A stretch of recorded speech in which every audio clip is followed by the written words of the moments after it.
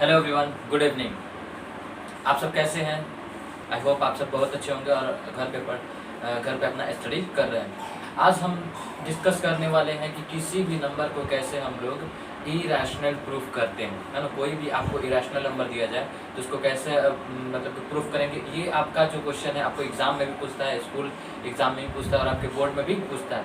तो मैं आपको बहुत सिंपल तरीका बताता हूँ और उसको प्रूफ करने के लिए कुछ चीज़ों को समझना होगा, ठीक है। जैसे कि मैं अभी आपको बता रहा हूँ, उस चीज़ को थोड़ी गौर से समझिए ताकि आप जब समझिएगा जो मैं बताऊंगा कि कैसे प्रूफ करते हैं तो उसको आसानी होगी समझने में। तो आइए समझते हैं। तो यहाँ पर दिया हुआ है रैशनल नंबर। जैसे कि आई होप आप सब जानते हो कि रैशनल नंबर किसको कहते हैं। वैसा नंबर जिसको p बाई क्यू के रूप में लिख सकते हैं उसको क्या कहते हैं, रैशनल नंबर कहते हैं। लेकिन इसमें एक शर्त है कि जो नीचे डिनोमिनेटर है मतलब q है वो 0 नहीं होना चाहिए। जैसे एग्जाम्पल के तौर पे 2/3 क्या है, ये हो गया p और ये हो गया q यहाँ पे क्या है 0 नहीं है, इसका मतलब ये क्या है हमारा रैशनल नंबर है, ठीक है। 4/6 का एग्जाम्पल लीजिए, यहाँ पे q क्या है 0 है नहीं, ये क्या है रैशनल नंबर है। यहाँ पर मैं पूछूं कि 8/10 रैशनल नंबर है तो बिल्कुल है क्योंकि q जो है 0 नहीं है। अब यहाँ पे मैं पूछूं कि अंडर रूट 4 रैशनल नंबर है तो बिल्कुल है, क्यों? क्योंकि अंडर रूट 4 का जो रूट होता है मतलब स्क्वायर रूट अंडर रूट 4 का जो आंसर होता है वो क्या होता है 2 होता है ना, 2 होता है।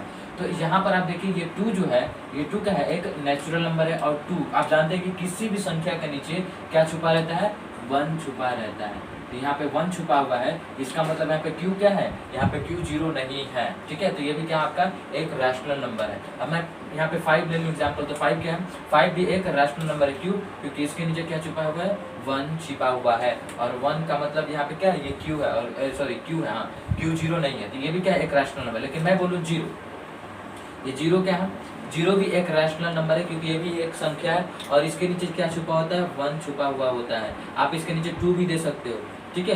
तो इस तरीके से पूछा जाए तो यहाँ पर कंडीशन क्या है, परिमेय होने का कंडीशन है, रैशनल नंबर होने का कंडीशन है कि q जो होना चाहिए मतलब कि डिनोमिनेटर वो कभी भी 0 नहीं होना चाहिए, है ना। अब एक और एग्जाम्पल मैं आपको दिखा रहा हूँ, जैसे कि यहाँ पर आप देख सकते हैं, यहाँ पर क्या लिखा है 0.43, तो 0.43 मतलब कि ये 0 के बाद क्या हुआ है, 0 के बाद ये 4 और 3 आ गया है ना, और ये रुक गया है, क्या हुआ है, रुक गया है मतलब कि टर्मिनेट हो गया। तो वैसा आपको डेसिमल में कोई नंबर मिल जाए जो क्या हो जाए, टर्मिनेट हो जाए, ठीक है। टर्मिनेटिंग मतलब कि शांत हो, मतलब रुका हुआ हो, है ना, इस तरीके से रुका हुआ हो तो वो क्या होगा, वो भी आपका परिमेय होगा। ये डेसिमल एक्सपेंशन को कैसे पहचानते हैं कि वो परिमेय है या नहीं, तो ये एक तरीका है कि देखिए कि वो शांत है कि नहीं, शांत का मतलब कि वो रुका हुआ है कि नहीं, तो ये टर्मिनेट हो गया है, मतलब कि 4 और 3 के बाद जा करके वो टर्मिनेट हो गया है और इसके बाद कोई डिजिट नहीं आ रहा है, तो इसका मतलब क्या है, ये आपका रैशनल नंबर है। फिर आपको ले लीजिए यहाँ पर 0.444, तो ये देखिए ये क्या हो रहा है, ये भी एक रैशनल नंबर है, क्यों?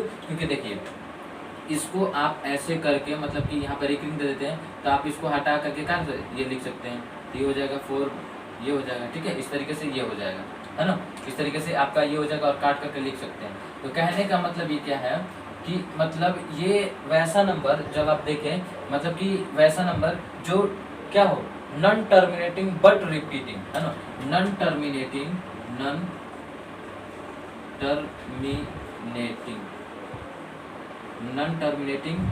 बट रिपीटिंग, ठीक है, नॉन टर्मिनेटिंग बट रिपीटिंग। यहाँ पे क्या हो रहा है, टर्मिनेट हो रहा है, नहीं हो रहा है, मतलब कि नॉन मतलब नहीं, टर्मिनेट नहीं हो रहा है, लेकिन क्या हो रहा है, रिपीट हो रहा है। तो ऐसा आपको देखे कि जो नॉन टर्मिनेटिंग मतलब रुकता नहीं हो और क्या होता हो, एक ही संख्या का रिपीट हो रहा हो, एक ही संख्या रिपीट हो रहा हो, तो वो भी क्या होगा आपका एक रैशनल नंबर होगा। जैसे एक और एग्जाम्पल दे देते हैं, जैसे कि ये हो गया 4 और यहाँ पे 3 डॉट मतलब कि 4 के बाद 3 क्या हो रहा है, रिपीट हो रहा है, तो ये भी एक रैशनल नंबर है क्योंकि यहाँ पे क्या है, नॉन टर्मिनेटिंग है बट रिपीटिंग है। तो इस तरीके से आपको दिखने को मिलेगा, तो वो आप क्या कहेगा, वो एक रैशनल नंबर है। अब एक और है, अब एक और चीज देखते हैं, और 2-3 चीजें इसको समझना है, तब वो आप अच्छे तरीके से इसको प्रूफ कर पाएंगे। तो आइए देखते हैं। ओके, तो आइए हम लोग देखते हैं कि इरेशनल नंबर किसको कहते हैं। तो इरेशनल नंबर जिसको p बाई क्यू के रूप में नहीं लिख सकते हैं, है ना, ऐसा नंबर जिसको p बाई क्यू के रूप में नहीं लिख सकते हैं उसको हम लोग क्या कहते हैं, इरेशनल नंबर कहते हैं। जैसे एग्जांपल रूट टू को देखिए क्या होता है, रूट टू का मतलब यहाँ पे रूट टू को हम क्या लिख सकते हैं, 1.41421, मतलब ये क्या हो रहा है, ये चलते जा रहा है, ये रुकने का नाम नहीं ले रहा है। मतलब कि देखिए ये दशमलव के बाद क्या हो रहा है, रुकने का नाम नहीं ले, मतलब कि नॉन टर्मिनेटिंग है। ये क्या है? नॉन टर्मिनेटिंग है ना। आप but non terminating, non repeating, मतलब कि यहाँ पे नॉन टर्मिनेट मतलब कि नॉन मतलब रुक भी नहीं रहा है ना, टर्मिनेट भी नहीं हो रहा है मतलब कि नहीं, मतलब कि नॉन टर्मिनेट और नॉन रिपीटिंग, और रिपीट भी नहीं हो रहा है। ये भी देख लीजिए यहाँ पे नॉन टर्मिनेटिंग और नॉन रिपीटिंग है। तो ऐसा आपको देखने को मिले डेसिमल में जो नॉन टर्मिनेटिंग हो और नॉन रिपीटिंग हो, तो वैसे नंबर को आप क्या कहिएगा? इरेशनल नंबर कहिएगा। अब जैसे मैं बता दूं, अब यहाँ पे √3/2 मैं लिखूं, अब मैं बोलूं कि क्या ये क्या है, रैशनल है या इरेशनल, बताइए आप। तो ये आप देखिएगा कि भाई यहाँ पे 2 है और यहाँ पे सर बताए हैं कि नीचे वाला जो होना चाहिए वो 0 नहीं होना चाहिए, यहाँ पे 0 नहीं है तो ये क्या है? ये रैशनल है, परिमेय है। आप ये कहिएगा नहीं। यहाँ पर देखिए क्या हो गया, यहाँ पर आप सही सोचे, लेकिन यहाँ पे कारण क्या हो गया कि यहाँ पे √3 आ गया, और √3 क्या होता है? √3 क्या होता है? इरेशनल होता है। तो इसके आने से क्या हो गया कि ये टोटल क्या हो जाएगा? ये टोटल का टोटल इरेशनल नंबर हो जाएगा। ठीक है, टोटल का टोटल इरेशनल हो जाएगा। अब मैं ऐसे लिख दूं √3, तो ये भी क्या हो गया? इरेशनल हो जाएगा, है ना। मतलब कि आपको कभी भी रूट में दिखे कोई भी चीज, तो रूट में दिखे तो वो क्या हो जाएगा? इरेशनल हो जाता है। तो ये रहा इरेशनल का कंसेप्ट। अब आइए और दो कंसेप्ट है उसको समझने की कोशिश करते हैं।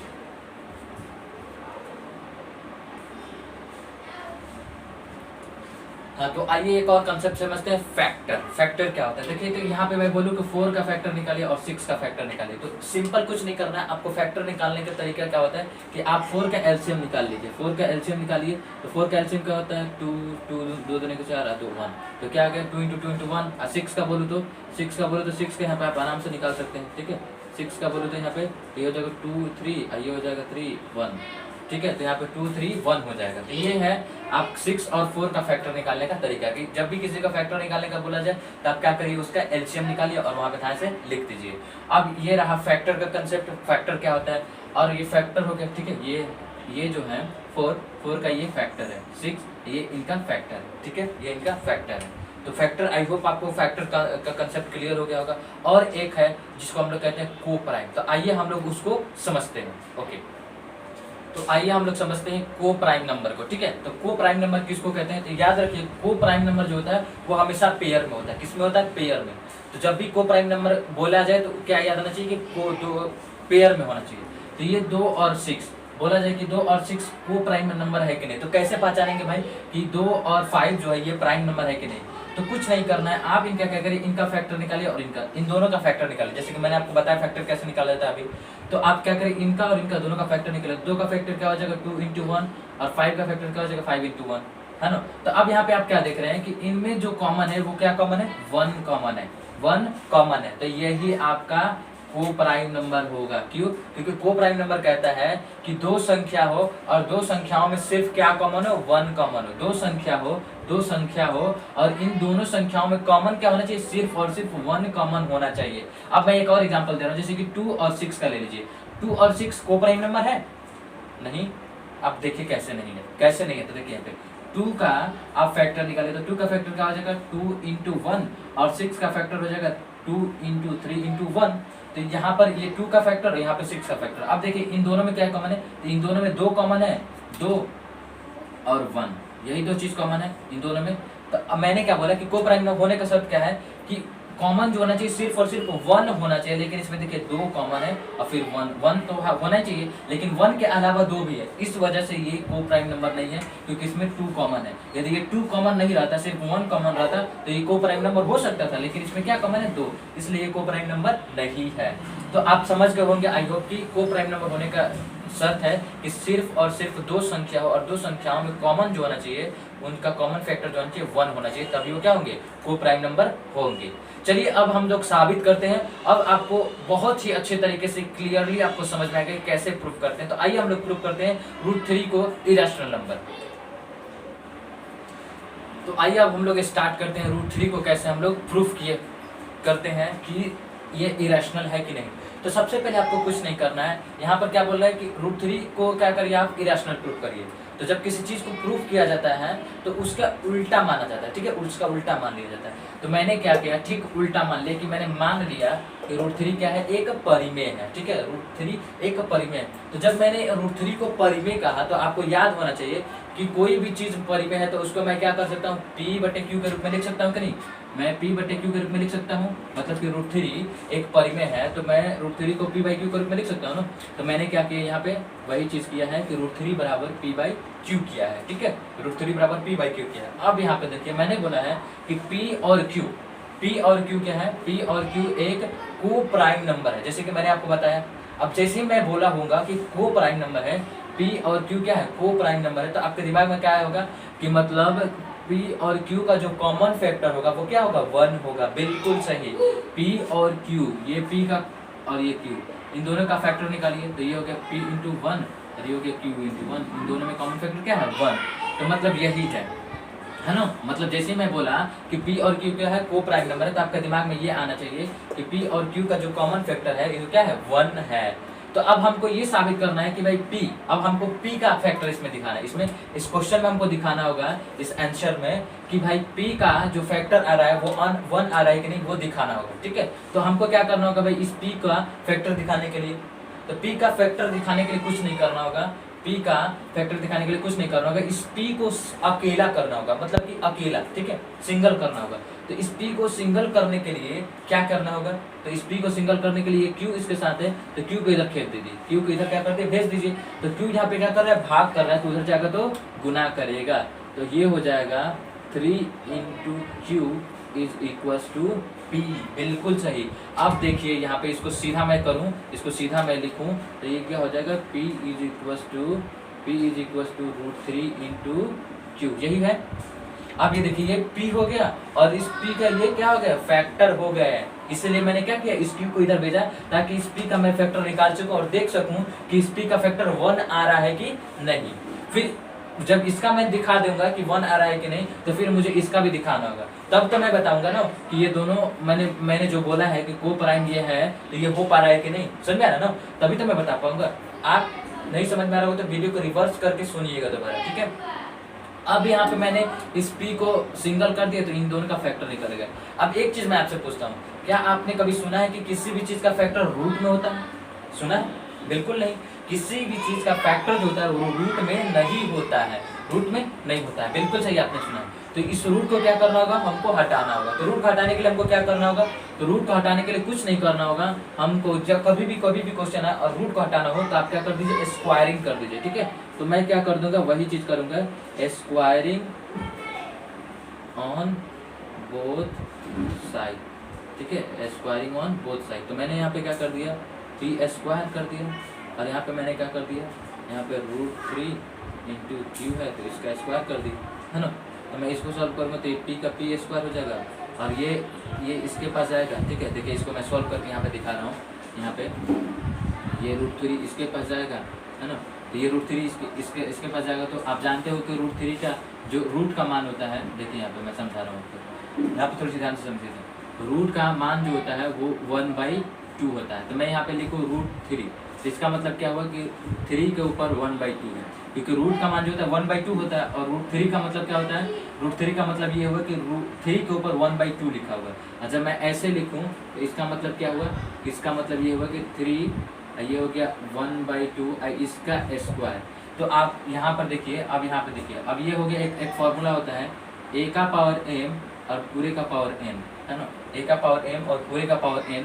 तो ये जो होता है इसका फॉर्मूला होता है a का पावर m इंटू n हो जाता है। ठीक वैसे ही यहाँ पर होगा, यहाँ पर क्या हो जाएगा, यहाँ पर यही हो जाएगा, ये हो जाएगा 3, ये हो जाएगा 1/2 और ये दोनों गुना कर जाएगा, तो ये 2 से 2 कट जाएगा, तो आपका सिर्फ 3 बच जाएगा। तो यहाँ पर क्या बचेगा, यहाँ पर ये 3 बचेगा और यहाँ पे हो जाएगा क्यू स्क्वायर हो जाएगा, ठीक है। यहाँ पे क्या हो जाएगा, क्यू स्क्वायर हो जाएगा। अब यहाँ पर देखिए, यहाँ पर आ गया। अब यहाँ पर आपको कंसेप्ट समझना है, ठीक है। अब यहाँ पर आपको कंसेप्ट समझना है कि p स्क्वायर बराबर 3 इंटू क्यू स्क्वायर, ठीक है, क्यू स्क्वायर। अब थोड़ी सी गौर से समझिए, ओके। अब यहाँ पे आपको समझना है, देखिए यहाँ पे लिखा है p स्क्वायर बराबर 3 इंटू क्यू स्क्वायर, ठीक है। यहाँ पे समझिए। अब इस चीज को समझने के लिए थोड़ी इस पे फोकस करना होगा। देखिए यहाँ पे मैंने लिखा है 9 और 9 का यहाँ पे क्या फैक्टर लिखा है, 3 इंटू 1, ये 9 का फैक्टर है। अब 9 को आप ऐसे भी तो लिख सकते हो 3 का पावर 2, तो 9 कहिए या 3 का पावर 2 कहिए, बात एक ही है। तो इसका जो फैक्टर होगा मतलब कि 9 और इसका जो फैक्टर होगा मतलब कि ये भी तो 9 ही है ना, तो इन दोनों का फैक्टर तो सेम ही होगा। मैंने क्या किया, बस इसका फॉर्मेट बदल दिया, मैंने यहाँ पे 9 लिखा और यहाँ पे मैंने क्या किया है, इस 3 का पावर 2 कर दिया है। तो ये भी 9 है और ये भी 9 है, तो दोनों 9 है, तो जाहिर सी बात है कि दोनों का फैक्टर क्या होगा, सेम होगा, है ना, दोनों का फैक्टर सेम होगा। ठीक वैसे ही यहाँ पे 4 लिखा है और यहाँ पे मैंने 2 स्क्वायर कर दिया, ये भी 4 है, ये भी 4 है, तो दोनों का फैक्टर क्या होगा, यहाँ पे सेम ही होगा। तो ठीक वैसे ही मैं बोलूँ कि P, है ना, मैं वैसे ही बोलूँ P का फैक्टर भी वही होगा, है ना, P का फैक्टर भी वही होगा जो P स्क्वायर का फैक्टर होगा। समझ में आ रहा है, P का फैक्टर वही होगा जो P स्क्वायर का फैक्टर होगा। मतलब कि P कहिए या P स्क्वायर कहिए, दोनों का फैक्टर क्या होगा, सेम होगा। तो वही चीज मैं यहाँ पे आपको बताना चाहता हूँ कि P कहिए या P स्क्वायर के दोनों का फैक्टर क्या होगा, यही होगा, है ना। तो आप क्या लिख सकते हैं यहाँ पे, आप लिख सकते हैं P का फैक्टर 3 है और P स्क्वायर का भी फैक्टर 3 है। तो समझ में आ रहा है मैंने क्या लिखा, देखिए यहाँ पे मैंने यहाँ पे P को माना है और Q दोनों को मैंने क्या बोला है कि ये को प्राइम नंबर है। तो इन दोनों का को प्राइम है, मतलब कि इसका जो फैक्टर आएगा P का वो क्या आएगा, 1 आएगा, और इसमें भी क्या आएगा, 1 आएगा, और दोनों का 1 आने के कारण ये क्या हो जाएगा, को प्राइम हो जाएंगे। लेकिन मैंने देखा कि इस P का जब मैंने पूरा खोला और खोल करके बनाया तो पता चले कि यहाँ पे P का जो फैक्टर आ रहा है वो क्या आ रहा है, 3 आ रहा है, 3 और 3, P का क्या आ रहा है, फैक्टर 3 आ रहा है, जबकि आना क्या चाहिए था, 1 आना चाहिए था। ठीक है, तो यहाँ पे क्या आ रहा है, 3 आ रहा है।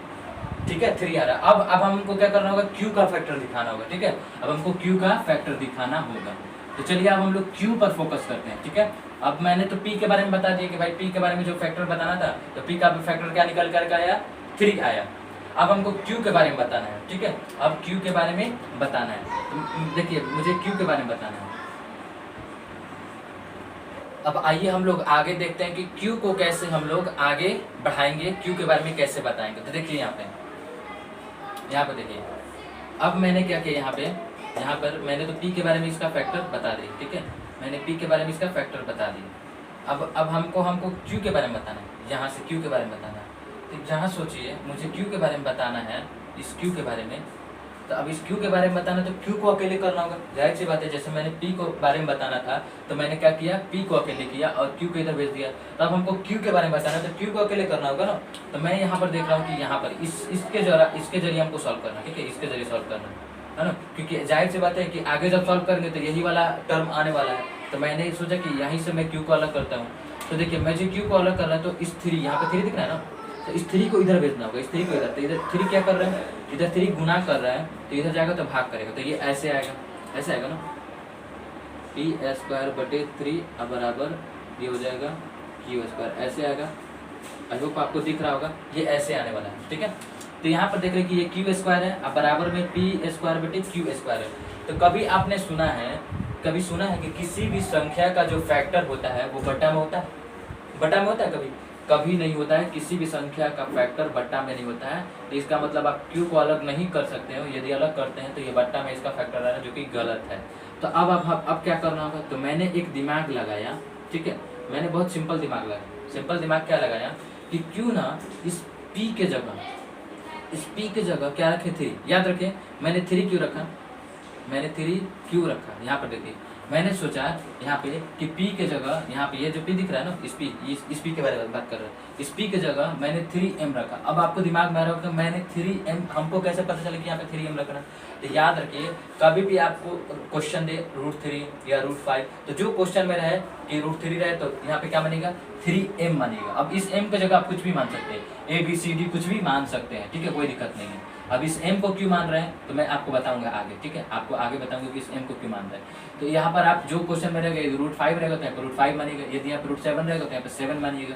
अब यहाँ पे m की जगह आप कुछ भी ABCD कुछ भी मान सकते हैं, है ना, कुछ भी मान सकते हैं। तो मैंने यहाँ पे मान लिया। अब मैंने मान लिया तो अब मैंने लिखा फ्रॉम इक्वेशन 1, मतलब इस इक्वेशन को क्या माना, मैंने 1 माना, है ना। अब यहाँ पे लिखा उस इक्वेशन को, तो P स्क्वायर बराबर √3 गुने Q स्क्वायर। तब यहाँ पे P की जगह मैंने क्या माना है, 3m, तो मैंने क्या किया, P की जगह 3m रखा, उसका स्क्वायर रख दिया। अब बराबर 3 × Q स्क्वायर कर दिया।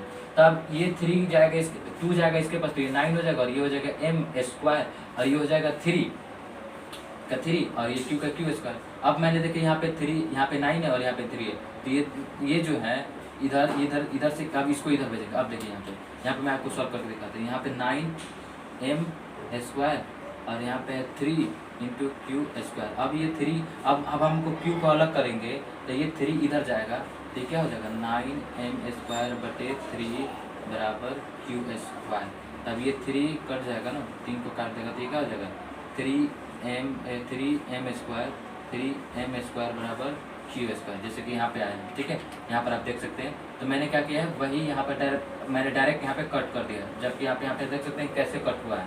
ठीक है, मैंने यहाँ पे 3 को भेजा तो 3 में 3 इंटू 3 ये 9 हो गया, कट गया। तो यहाँ पे 3m² और यह बराबर क्यू स्क्वायर आ गया। ठीक है, तो यहाँ पर आप देख सकते हैं कि यहाँ पर ये क्या हुआ कट छट करके यहाँ पे क्यू स्क्वायर बराबर 3 इंटू m² आ गया। अब यहाँ पर देखिए ये क्यू स्क्वायर का जो फैक्टर आ रहा है वो क्या आ रहा है 3 इंटू m² आ रहा है, मतलब कि क्यू स्क्वायर का भी फैक्टर क्या आ रहा है 3 आ रहा है। जिस तरीके से पी स्क्वायर का फैक्टर भी क्या आ रहा था 3 इंटू क्यू स्क्वायर आ रहा है, तो ठीक उसी तरह से यहाँ पे क्यू स्क्वायर का जो फैक्टर आ रहा है यहाँ पे 3 इंटू m² आ रहा है। अब यहाँ पे क्यू का जो फैक्टर होगा वह भी क्यू स्क्वायर का फैक्टर होगा। बात समझ रहे हो ना आप? जैसे मैंने पीछे बताया है कि क्यू का जो फैक्टर होगा अब वही फैक्टर क्यू स्क्वायर का भी होगा। ठीक है, वही फैक्टर क्यू स्क्वायर का भी होगा। तो सिंपली वही चीज़ यहाँ पे लिखना है। ठीक है, वही चीज़ यहाँ पे आपको लिख देना है कि 3q का फैक्टर है, 3q का क्या फैक्टर है और 3q² का भी फैक्टर है। अब यहाँ पे बात समझिए, यहाँ पे आप बात समझिए, यहाँ पे अब बात समझने वाली बात है। अब आप बात समझने वाली क्या है कि यहाँ पर मैंने p और q को क्या बोला है को प्राइम बोला है। ठीक है, कि भाई p और q क्या है यहाँ पे को प्राइम है। अब को प्राइम बोला है तो इसका मतलब कि इन p और q का जो कॉमन फैक्टर आएगा वो क्या आएगा 1, तभी तो ये को प्राइम होगा। ठीक है, लेकिन यहाँ पर मैं क्या देख रहा हूँ यहाँ पर कि p का जो फैक्टर आ रहा है 3 आ रहा है और q का फैक्टर क्या आ रहा है 3 आ रहा है, मतलब कि p का जो फैक्टर आ रहा है वो 3 आ रहा है और q का जो फैक्टर आ रहा है वो 3 आ रहा है ना।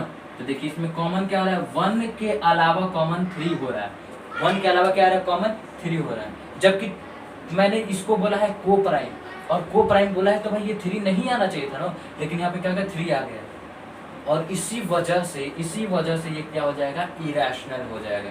इसी वजह से ये क्या हो जाएगा इरेशनल हो जाएगा। देखिए यहाँ पे p का फैक्टर क्या आ रहा है 3 आ रहा है और q का फैक्टर 3 आ रहा है ना, इसी वजह से क्या हो गया इरेशनल हो गया।